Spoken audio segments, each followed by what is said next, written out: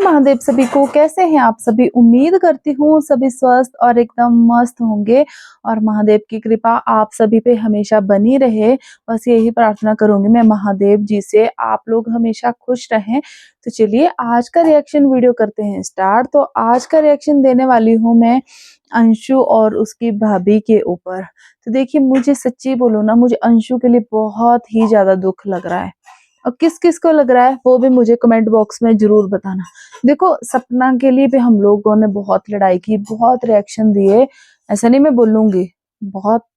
जब वो अच्छी थी तब तक हमने उसके लिए अच्छे ही रिएक्शन दिए। मैंने तो सच्ची बोलूं, मेरा तो एक ब्लॉगिंग चैनल था ये, मैंने स्टार्ट किया था सिर्फ और सिर्फ सपना के लिए। एक दो रिएक्शन मैंने दिए थे, मैंने सोचा कि चलो ब्लॉगिंग के बीच में एक दो रिएक्शन, मतलब सपना के पक्ष में हम लोग, मैं भी थी स्टार्टिंग में, लेकिन जब वो अच्छी थी, अब मतलब उसके कारनामे ऐसे हो गए ना, तो भैया मैं तो ऐसी हूं नहीं कि आंखें बंद करके किसी को, मतलब गलत को सही और सही को गलत कर दूं। ऐसा तो मेरे अंदर बिल्कुल भी नहीं है।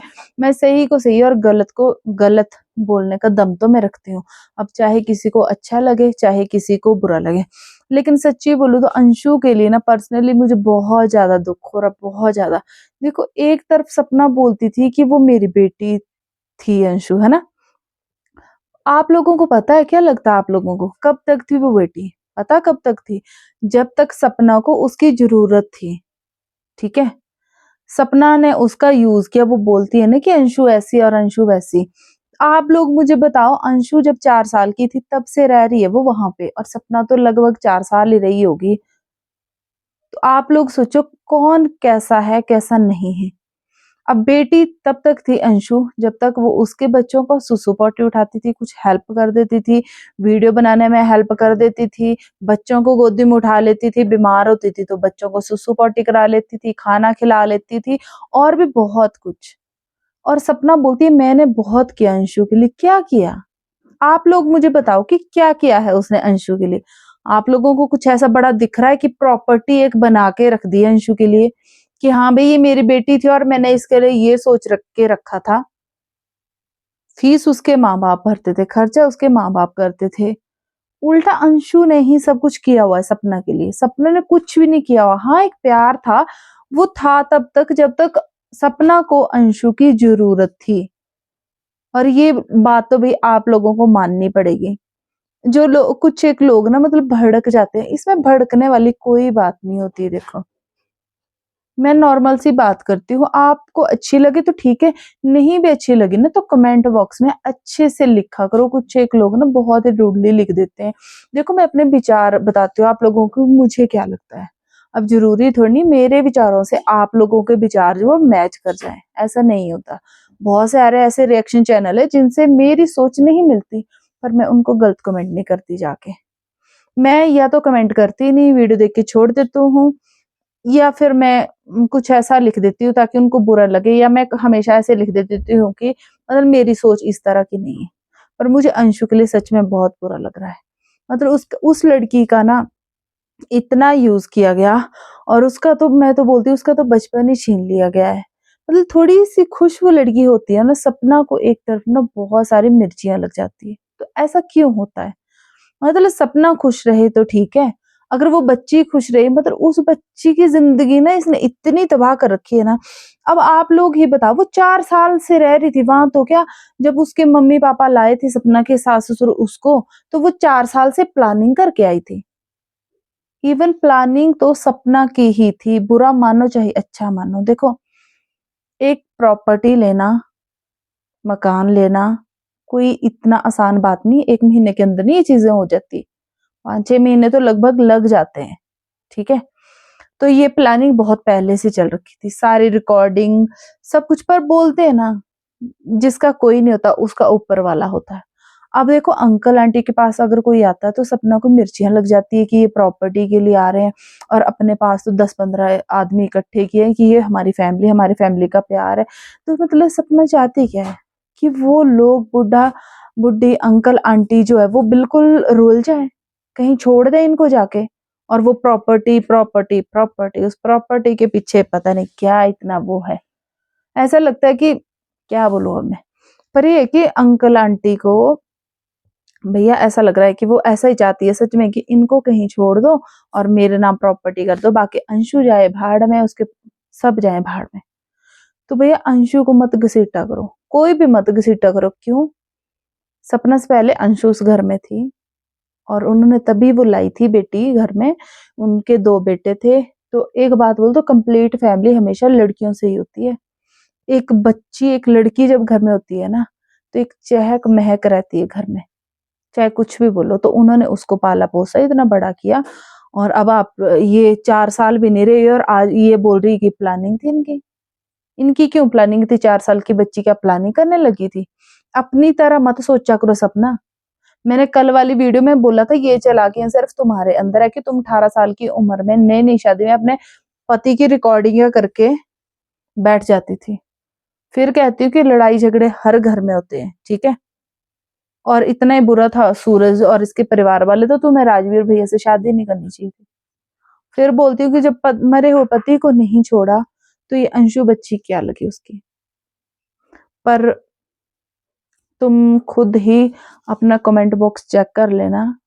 तुम वो औरत थी, तुम्हारे एक भी नेगेटिव कमेंट कभी नहीं आता था, कभी नहीं।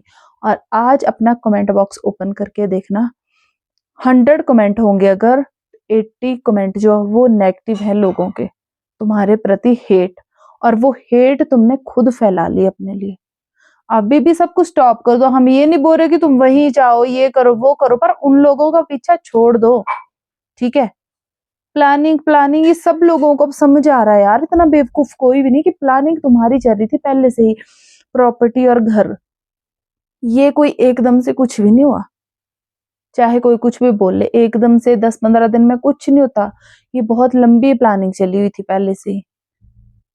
एक प्लॉट लेना, घर लेना, मतलब कोई आसान बात नहीं है कि 15 दिन में सब कुछ हो जाता। इतनी जल्दी कुछ भी नहीं होता, इतनी जल्दी कुछ भी नहीं होता। ये जिन्होंने मतलब पता है जिसको इस चीज का, उनको पता है कि 15 दिन में कोई प्रॉपर्टी नहीं मिल जाती है एकदम से। बहुत टाइम लगता है इन चीजों में, कागज पत्र तैयार करने में, हर चीज तैयार करने में टाइम लगता है। तो प्लानिंग वाली बात तो छोड़ दो, प्लानिंग वो लोग नहीं कर रहे, प्लानिंग तुमने कर रहे। सूरज की रिकॉर्डिंग देखो, इसने वायरल की, उसको बदनाम किया सूरज भैया को, जो इस दुनिया में नहीं है। और आज देख लो, जिन जिन लोगों को पता नहीं है उसका कमेंट बॉक्स ऑन करके देखना। मैंने अभी अभी दोबारा देखा, 100 कमेंट में से 95 कमेंट जो वो सपना के खिलाफ है। तो सोचो अब, उसने ये चीज खुद चुनी, खुद को बदनाम करना। देखो उसने, जो इस दुनिया में नहीं है ना इंसान, उसको बदनाम किया, और अब देखो कैसी हेट उसको मिल रही है। तभी बोलते हैं भगवान पे भरोसा रखो। वो माँ बाप तो भाई कुछ भी नहीं बोल रहे, वो चुप है एक साइड, कुछ भी नहीं बोल रहे अपनी खुशी के लिए। मतलब ये तो बढ़ गए आगे, हंस रहे हैं, खेल रहे हैं, यहाँ घूम रहे, वहां घूम रहे, और वो कहीं जाते हैं तो इसको लग जाती है मिर्ची। ऐसा क्यों? अपनी बारी को क्यों नहीं? किस चीज की मिर्ची? जब तुम बोलती कि मुझे कुछ लेना देना नहीं है, फिर टॉपिक अंशु, सास ससुर और प्रॉपर्टी, पैसा, बस सिर्फ और सिर्फ यही, इसके सिवा कुछ भी नहीं। इसका अंत भी खराब होगा। अगर मन में इतना बैर भाव रखोगी ना, तो इसका एंड बहुत ही खराब होगा। तो अपने बच्चों के बारे में सोचो और जिंदगी में आगे बढ़ो। बहुत गंदे गंदे लोगों ने कमेंट कर रखे हैं, यहाँ तक कि अब तो मैं भी नहीं, मतलब वैसे वर्ड मैंने कभी नहीं यूज किए। देखो मैं भी एक औरत हूँ, मैं किसी औरत के लिए मैं क्यों इस तरह से बोलूं। जो कुछ एक लोग ही इसको कमेंट करते हैं ना गलत, वो अब सारी दुनिया करने लगी है। बहुत सारे कमेंट लोगों ने लिखे हैं कि भैया अंकल आंटी को ना दूसरे बेटे की शादी इनसे करवानी नहीं चाहिए थी। ऐसी बहू, ऐसी औरत तो किसी के घर में नहीं आए। ये इस तरह की, इस तरह उस तरह की। सब लोगों ने लिखा कि काश अगर राजवीर की शादी किसी और से हुई होती तो इनका घर बच गया होता। लेकिन उन माँ बाप ने सोचा ही नहीं, और वो बुरे भी इतने बन गए। देखो कितना गलत उनके लिए बोला जा रहा है। उनकी तरफ से क्या, मुझे तो ये नहीं आती समझ के अंशु को हेट क्यों दी जा रही है। अंशु यूट्यूब पे इसलिए, अरे बहुत अच्छी बात है अगर वो यूट्यूब पे है तो, बहुत अच्छी बात है। जब उसके भाई थे तो भैया होना चाहिए था, और क्या इसी के हाथ में मिल जाता क्या सब कुछ।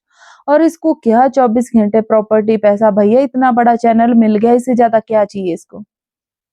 प्रॉपर्टी मिल जानी थी, अगर घर में रहती तो प्रॉपर्टी मिल जानी थी।